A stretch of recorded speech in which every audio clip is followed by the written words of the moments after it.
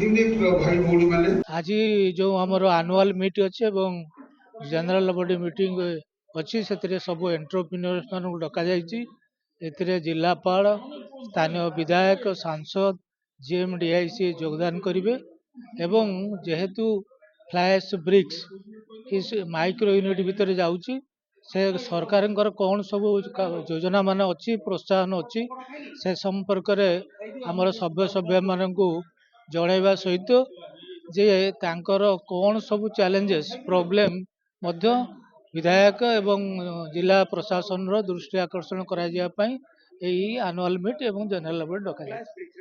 बर्तमान flash BRICS आमे जो एसोसिएशन करिचु से 107 जन मेंबर अच्छा आउ गोटे एसोसिएशन अच्छी तार 12 जन मेंबर अच्छा ता व्यतिरेक आहरी यूनिट अच्छी पाखापाखि 150 पाखापाखि यूनिट अच्छी किंतु जेहेतु